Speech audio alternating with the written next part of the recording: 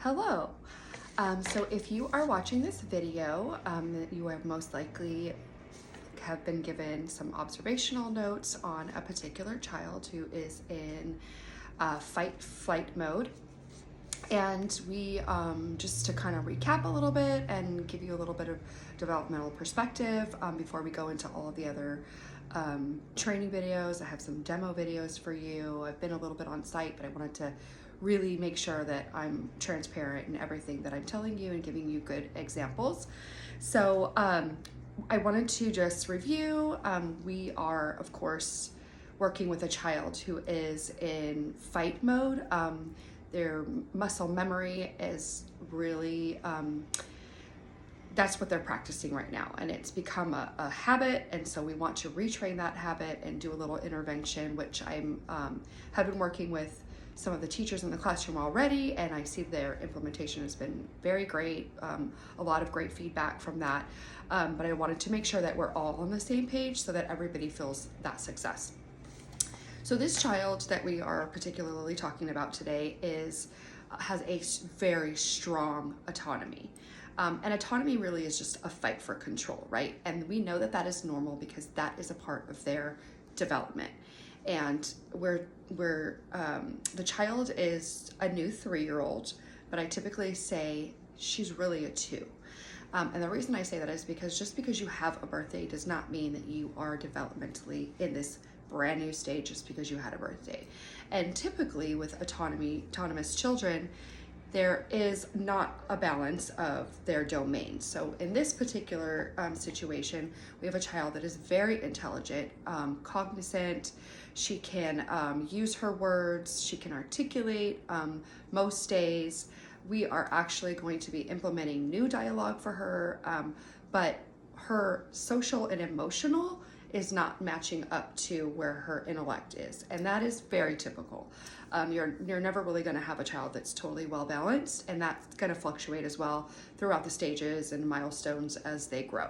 So right now we are in this very autonomous stage.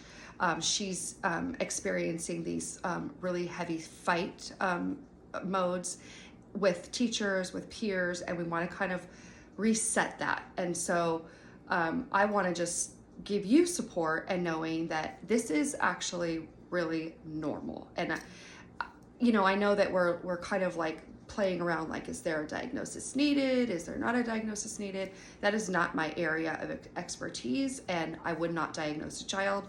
But in my experience and my when I observe children, when I do work with some ABA analyst play therapy, I do not see any neurodivergent concerns at this time with this child. So I just kind of want to be very,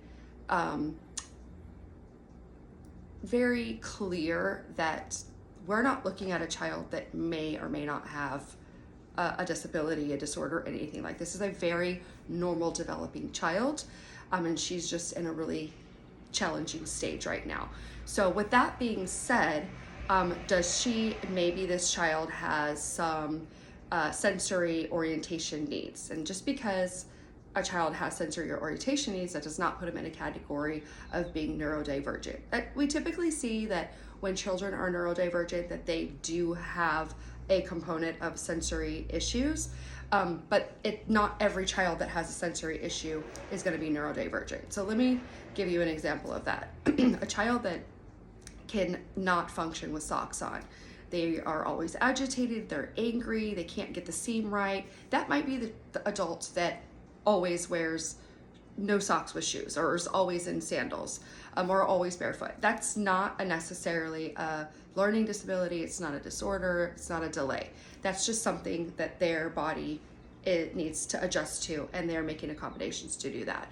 Some people have auditory adjustment needs that they need for their sensory orientation. So these are all accommodations that we can make, and we become more aware of them ourselves, and we can make those accommodations in our adult life. So I just wanted to be really transparent about that, because we typically, going into this field, aren't really fully trained and educated on divergency and what that really means. And you guys are at the forefront of possible diagnoses and trying to figure out what the child needs. And also social emotionally, I know that it can be really daunting and confusing and arduous process for adults, because here we are saying, hey, we need to give a little bit more attention to the child that has negative behaviors, and that is accurate, because that is what the child needs. They need a little bit more TLC, they need a little bit of more attention. It's going to take more of our energy. That is true. It is hard work, and it is a thankless job. We do so much in the classroom that we can forget and get just drained. So I just want to support you and knowing that, yes, you're accurate. We are giving a child that maybe is not making good choices or has the appropriate behavior, we are giving them more attention, because that is what the need is, and we feed the need in order to dissolve the behaviors. The behaviors will get better. I've already seen a dramatic change. So I just want to give you the confidence of knowing that it doesn't feel right, but this is the right step, and then we're going to move forward with that. And again, you're going to see these behaviors. You will probably not always have to administer this extra attention, but right now we are in the stage of relationship repairment. And so for whatever reason, this behavior has put a sever in your teaching and child relationship. There's a lack of trust, and we need to rebuild that. And how we do that is we indulge, we engage, and we give this child the attention that they need. And that can go as well for parents as well. It's hard to reward children who are not behaving appropriately, but the more we give them the attention and go like, what's really going on, and taking that time to engage with them is going to change the behavior so that you won't always have to do that. Okay, so just wanted to be clear on that. I know that's not always feasible to talk to you about that emotional side and what we're going through inside of the classroom. You can always connect with your admin. You can connect with me. Email. I'm just really frustrated and need to vent. And I know you've said this, but I just need to get it out, because we can't stay in here.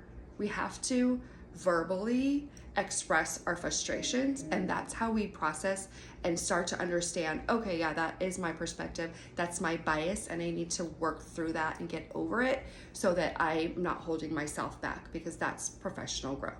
So I'm here to support you. Any questions?